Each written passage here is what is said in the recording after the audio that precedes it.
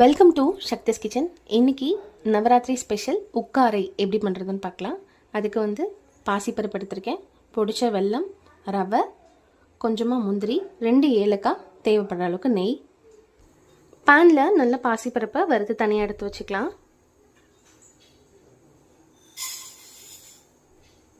Colour எதுவும் மாறணும்னு அவசியம் இல்லை, நம்ம லைட்டாக வறுத்து ஸ்மெல் வர அளவுக்கு வறுத்து தனியாக எடுத்து வச்சுக்கலாம். இப்போ இதை நல்லா வறுத்தாச்சு, தனியாக நான் பாத்திரத்துக்கு மாற்றிக்கிறேன்.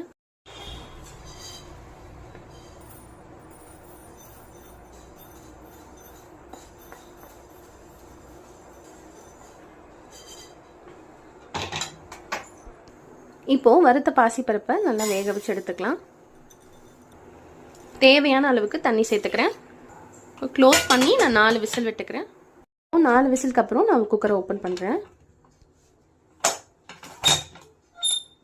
பாசிப்பருப்பு நல்லா வெந்து ரெடி ஆயிடுச்சு.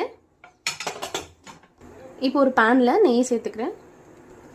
நெய் உருகுனதும் இல்லை ரவை சேர்த்துக்கலாம்.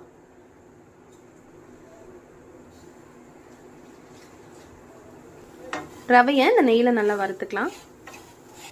2 டேபிள் ஸ்பூன் அளவுக்கு தேங்காய் துருவல், அதையும் இதோட சேர்த்து நல்லா வறுத்துக்கலாம். இப்போ வேக வச்சிருக்க பாசிப்பருப்பு சேர்த்துக்கிறேன். இந்த பாசிப்பருப்பில் இருக்கிற மாய்ஸ்சரைசரே இந்த ரவை நல்லா வெந்து ரெடி ஆகிடும். இதில் இருக்கிற ஈரப்பதமே போதும், வெந்து ரெடி ஆகிடும். இப்போ பொடிச்ச வெல்லம் சேர்த்துக்கிறேன். நம்ம வெல்லம் சேர்த்துருக்கிறதால நல்லா இலகி வரும், கைவிடாமல் கிண்டிகிட்டே இருக்கலாம். 2 ஏலக்காய், கொஞ்சம் கொஞ்சமாக நெய் சேர்த்துக்கலாம்.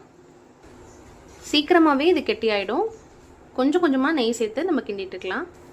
இது போல் இப்போ பேனில் ஒட்டாமல் வந்துச்சு அப்படின்னா இது ரெடி ஆகிடுச்சு. அவ்வளோதான், ரெடி ஆகிடுச்சு. இப்போ ஃபைனலாக முந்திரி வறுத்து நம்ம மேலே தூவிக்கலாம். முந்திரியை வறுத்து எடுத்துக்கிறேன். ஸ்டவ் ஆஃப் பண்ணிடலாம். முந்திரி பருப்பை வறுத்தாச்சு. அவ்வளோதான், உக்காரி ரெடி ஆகிடுச்சு. இந்த நவராத்திரியை ஸ்பெஷலாக்குங்க. உங்களுக்கு ஸ்வீட் கிரேவிங்ஸ் இருந்துச்சுன்னா கண்டிப்பாக அந்த ரெசிபியை ட்ரை பண்ணி பாருங்கள். மறக்காமல் சக்திஸ் கிச்சனை சப்ஸ்கிரைப் பண்ணிவிடுங்க. தேங்க்யூ ஃபார் வாட்சிங்.